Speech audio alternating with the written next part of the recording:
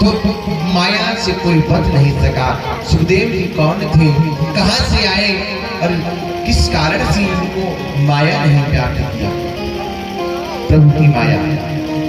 तो बताते हैं ये सुखदेव जी कोई और नहीं, गोलोक धाम में श्री राधा रानी के चरणों में आंगन में खेलते और माँ राधा रानी के गोदी में बैठ के माँ का दुलार प्यार पाते। एक दिन राधा मैया ने कहा कि हे बालक, हे पुत्र, हे सुखदेव, अरे यहाँ पर मेरे पास हो, जाते थोड़ा मृत्यु लोक पर और हमारे प्रभु का प्रचार प्रसार करते, कथा का प्रचार प्रसार करते।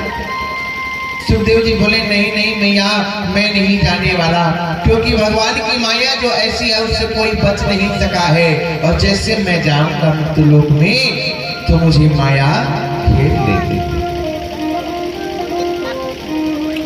मैया ने कहा जाओ, आप आशीर्वाद देती हो कि प्रभु की माया से आप व्याप्त नहीं होगी, हे पुत्र जाओ। तो सुखदेव जी महाराज आ गए हिमालय की तलहटी में, एक सूखी के गर्भ से अंडे के रूप में आ गए घोंसले में। और उसी समय पार्वती मैया भोले बाबा से सुंदर प्रश्न करी थी कि प्रभु पूछहि रघुपते कथा प्रसंगा, सकल लोक जग पावनी गंगा, पावनों में अति पावन क्या है? तो भोले बाबा कहते हैं भगवान की कथा, और भगवान की कथा यह अमर कथा है, इसका जो भी रसपान कर लेता है वह निष्पाप हो भगवत धाम को प्राप्त कर लेता है।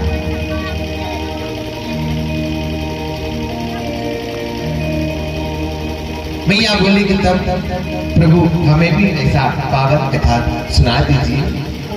भोले बाबा कहे कि जब जब हे देवी, जब जब मैं सुनाना चाहता हूँ आपको यह पावन कथा तो आप सो जाती हो। मैया बोली नहीं नहीं, इस बार आप सुनाए, मैं सोऊंगी नहीं। भोले बाबा कहे ठीक है, और हिमालय के तलहटी में त्रिशूल को आदेश दिए, आसन पर बैठ गए बट वृक्ष के चबूतरे पर, और त्रिशूल को आदेश दिए कि हे त्रिशूल जाओ, हमारी आवाज जहां तक जाएगी उस आवाज के अंतर्गत, क्षेत्र के अंतर्गत कोई भी जीव ब्रह्मा का लिखा हुआ वह कट जाएगा, मिथ्या हो जाएगा, झूठ हो जाएगा।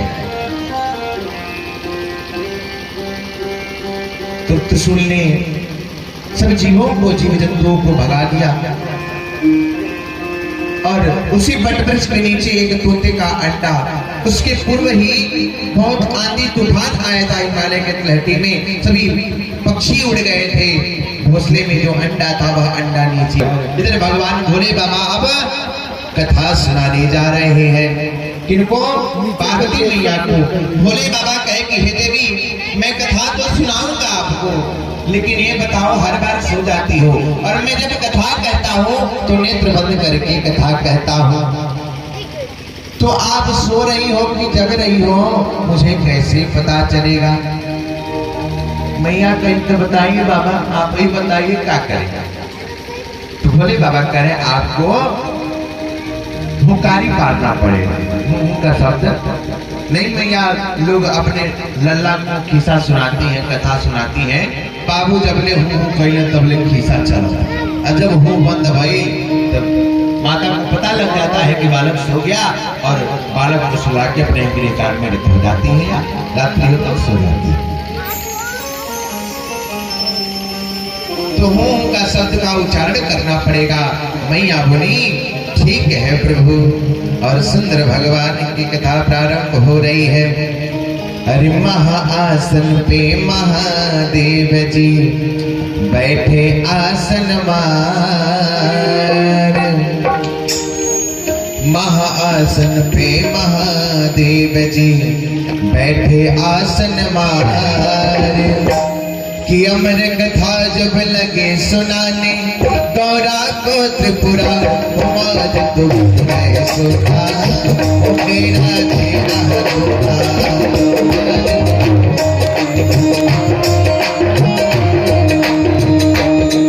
ओ महासन पे महादेव शिव जी बैठे आसन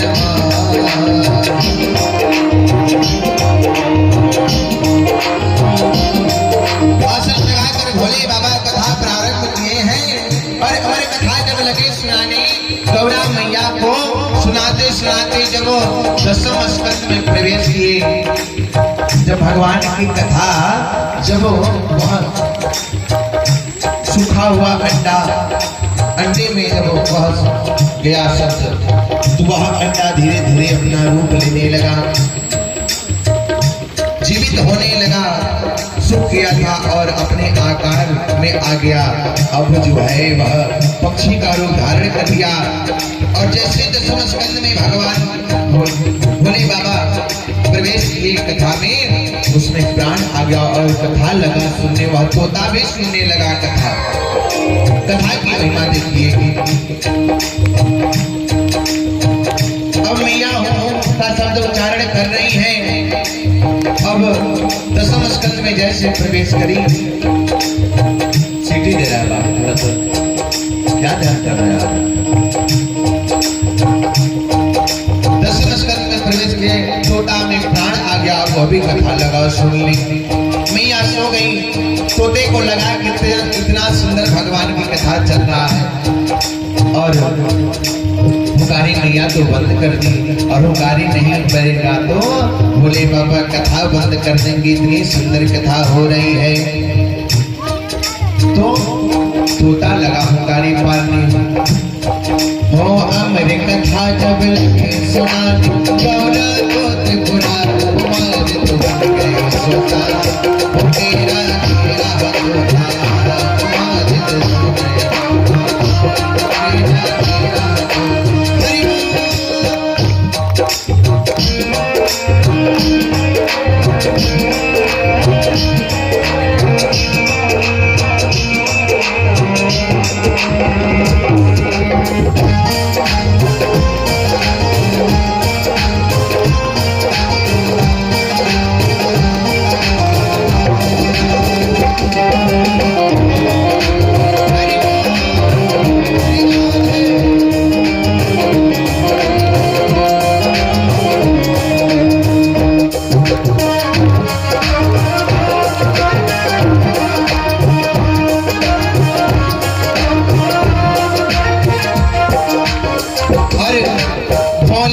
तो शंकर ने गौरा को कथा सुनाई।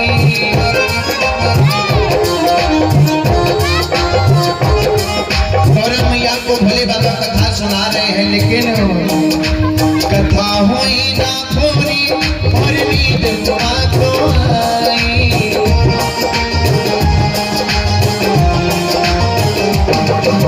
भोलेनाथ शंकर ने गौरा को कथा सुनाई, कथा हुई ना पूरी और नींद को आई। भोलेनाथ की समझ न पाए, मैया हुकारी बंद कर दी, तोता लगा हुकारी देने, तो भोले बाबा को पता नहीं चल पाया कि तो हुकारी कौन दे रहा है। मैया दे रही है कि देवी दे रही है, कौन तोता दे रहा है, पता नहीं चल पा रहा, क्योंकि तोते भी मनुष्य के भाग्य भोलेनाथ की समझ न पाई। तोता भी हुकार सुन गए तोता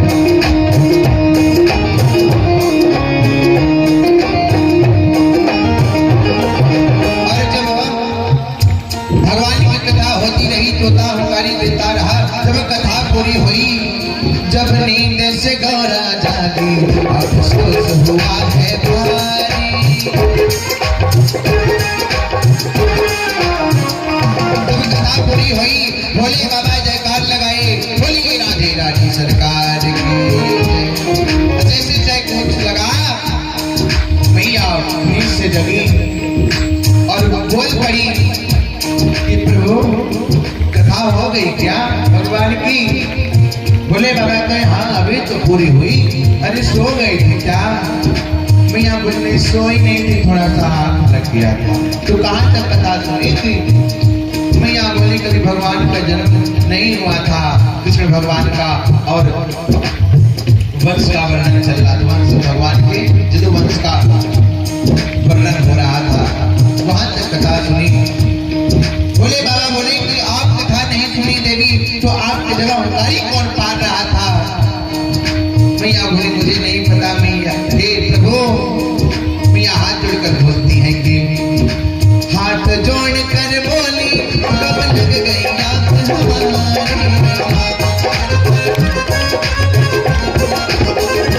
मेरे तो पता नहीं कब आँख लग गई, मैं कथा नहीं सुनी। मैंने आधी कथा सुनी है हमने, आधी कथा सुनी है हमने, आधी है बरकरार हमारे मन में होता, मेरा मेरा हाथ होता।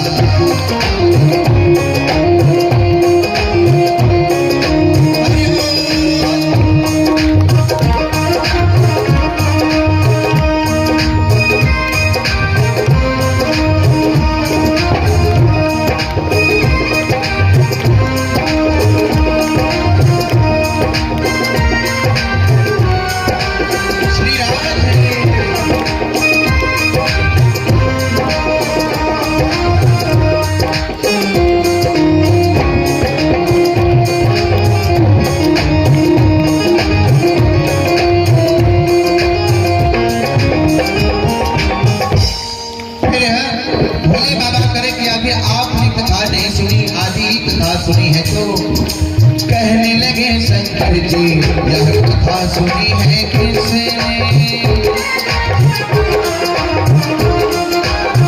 आखिर किसने यह कथा सुनी, किसने हुकारी दिया इस कथा में आपकी जगह देवी?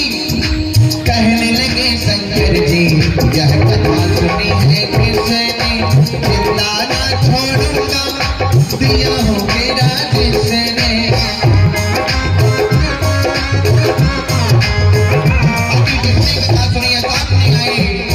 पीछे से कथा सुन रहे थे और सामने आए बोले प्रभु की भगवान की इतनी कथा हो रही थी सुंदर, तो मैया सो गई। तो हमने हुंकारी दिया, बोले बाबा के अरे दुष्ट, तुमने पीछे से कथा सुनी है और पीछे से कथा नहीं सुना जाता, इसलिए तुमने पाप किया है, तुम्हें जिंदा नहीं छोड़ूंगा। और त्रिशूल लेकर लगे दौड़ने, तोता लगा हो गया आगे आगे तोता पीछे बोले बाबा आगे आगे तोता दौड़े, आगे आगे तोता दौड़े, पीछे से बोले भंडार बन गए तोता।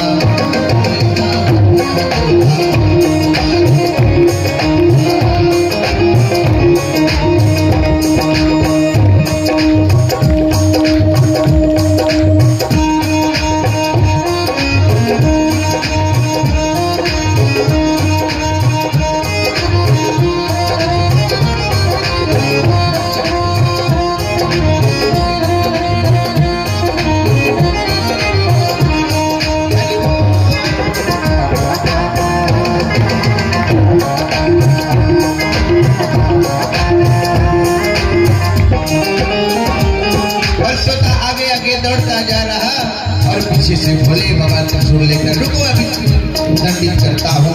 अब भयभीत हो गए गोपियों में सुखदेव जी थे और दौड़े दौड़े सम्याप्रास में वेदव्यास के आश्रम में जा पहुंचे और उनकी जो देवी थी चतुर्थी वह शाम का समय था और जमाई ले रही थी और जैसे मैया जमाई ली मुख खुला और सुखदेव जी अपने शरीर को त्याग कर प्राण रूपी वायु से वेग से दौड़ते हुए जाके मैया के मुख में प्रविष्ट हो गए और उसी समय मैया गर्भ धारण की थी, जीव भी पड़ गया। अब उड़ते उड़ते तोता जब वेद व्यास घर आया,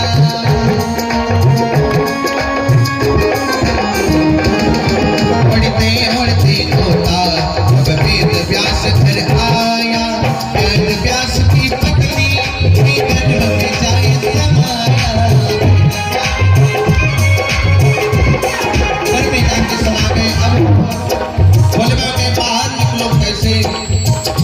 तो दान है अंदर। अब भोले बाबा क्या करें कि ये तो देवी है, स्त्री को ऊपर हाथ नहीं उठाना चाहिए।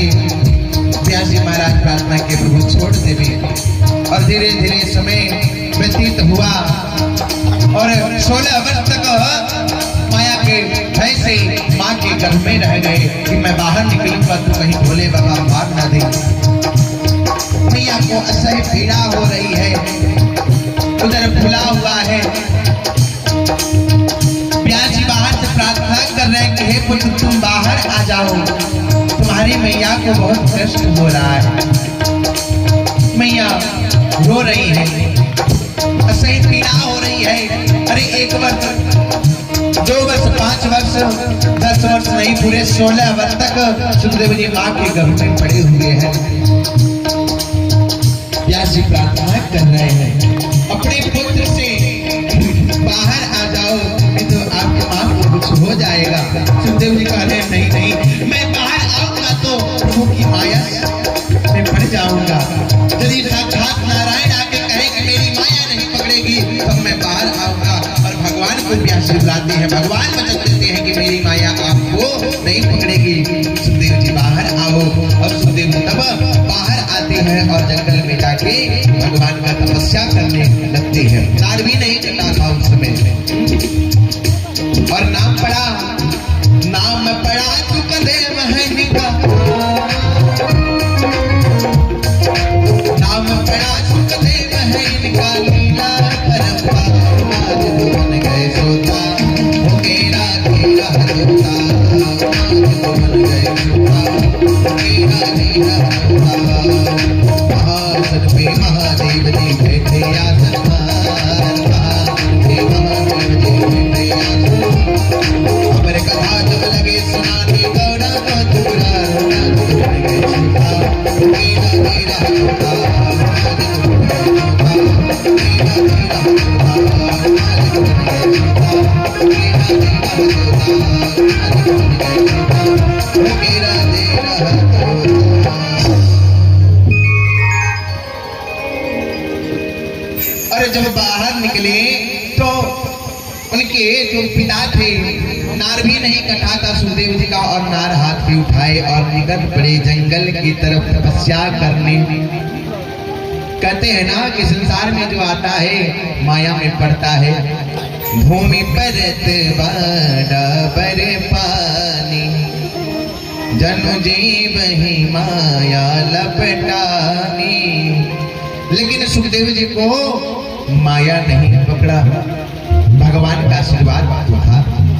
और इधर पुत्र विरह में मैया अचेतावस्था में प्रसूति गृह में पड़ी हुई है। और इधर पिता व्यासी महाराज पुत्रेति तन्मयतया तरवो विनेदुष, पुत्र के तन्मयता में आज हवा बुला रहे हैं बार बार, हे पुत्र अरे कहाँ जा रहे हो, मैं आपका पिता हूँ, आपका घर है, अपने मैया से तो एक बार चल के मिल लो।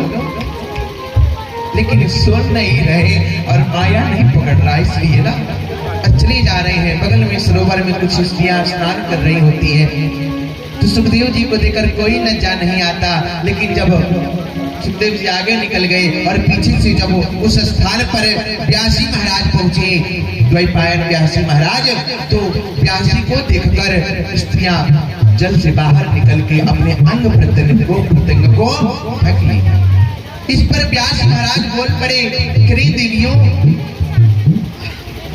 इसी रास्ते से मेरा नौजवान 16 वर्ष का बालक गया, इसे देखकर आपको लज्जा नहीं आई और मैं तो वृद्धावस्था को प्राप्त हो गया हूँ, मेरी इंद्री भी शिथिल हो गई है, बूढ़ा हो गया हूँ और मुझे देखकर आप लोग को लज्जा आ रही है। तो स्त्रियों ने जवाब दिया कि हे बाबा, जो आपका पुत्र अभी गया है ना इधर से, तो वो तो परमहंस है, आपके अंदर स्त्री पुरुष का भेदभावना है, आप माया में पड़े हुए हैं, जानते हैं सब। लेकिन वो जो आपका बालक है वह स्त्री पुरुष सकल संसार में, सृष्टि में, कण कण में, सब में ब्रह्म को देखता है। व्यास जी का वाणी अवरुद्ध हो गया, कुछ बोल न सके इसके आगे, और फिर भी पुत्र के तन्मयता में पीछे पड़ गए। हाय पुत्र करते हुए यम कर ब्रजन तमनो प्रेतम वेद कृत्यम द्वैपायनो व्यहकातर आजुहावा। द्वैपायन व्यास जी महाराज आजुहावा करें, पुत्र अरे आ जाओ, कहाँ जा रहे हो जंगल में? आपका घर है, आपका पिता, अपनी माता से मिल लो, चलो अपने घर। लेकिन सुखदेव जी पे कोई असर नहीं पड़ रहा माया का। जब काफी समय तक बुलाते रहे तो सुखदेव जी की तरफ से वृक्षों ने, उस जंगल के वृक्षों ने उत्तर दिया व्यास जी को, और कह रहे हैं कि अरे व्यास जी, हमारे जो संतान होते हैं जनमानस कल्याण हेतु हम अपने पुत्रों को दे देते हैं। जो पेड़ का, जो वृक्षों का जो पुत्र होता है, होते हैं तब कौन है, फल ही तो है। लेकिन कोई भूखा पहुंच जाता है, पक जाता है, तो जब कोई तोड़ता है बागीचे का मालिक बेचने के लिए, तो वृक्ष कहता है क्या कि मत तोड़ो, नहीं बोलते, क्योंकि वृक्ष जानते हैं कि अब फल जन मानस कल्याणार्थ जा रहा है। सभी लोग जब मार्केट में जाएगा, लोग खरीदेंगे, खाएंगे, अपना जो है भूख मिटाएंगे। जवाब दिए कि जिस प्रकार से हम अपने हजारों पुत्रों को जन कल्याणार्थ दे देते हैं, हे व्यास जी का अपना आप एक पुत्र नहीं दे सकते हैं जन कल्याणार्थ? व्यास जी को लज्जा आ गई और विचार किए कि हाँ सही बात है, और अपने घर चले गए। और वहां पर फिर भी मन बेचैन था इनका।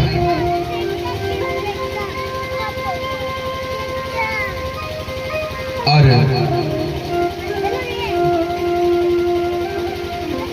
प्रिंसपुरी ठाकुर जी महाराज की जय, श्री राधे रानी सरकार की जय। जंगल में तपस्या करने चले गए सुखदेव जी महाराज, तप कर रहे हैं। इधर व्यास जी महाराज आए और 17 पुराण की रचना की, मन संतुष्ट नहीं हुआ तो नारद जी के द्वारा चतुश्लोकी भागवत मिला, और उस चतुश्लोकी को पाकर 18,000 श्लोक में 4 श्लोकों की व्याख्या किए, 18,000 श्लोक बनाए। और भागवत रूपी धन को देने में चिंता था इनका कि इस धन को किसको दे, मेरा पुत्र ही इस भागवत रूपी धन का अधिकारी है, तो उसको बुलाया जाए। तो अपने 2 शिष्यों को सुंदर श्लोक पढ़ाकर, रटाकर, याद कराकर सुखदेव जी के पास भेजते हैं। कहते हैं कि हे शिष्य, जाओ और जहाँ मेरा बालक सुखदेव तपस्या कर रहा है और उसके समीप जाकर सुंदर श्लोक का गायन करना है।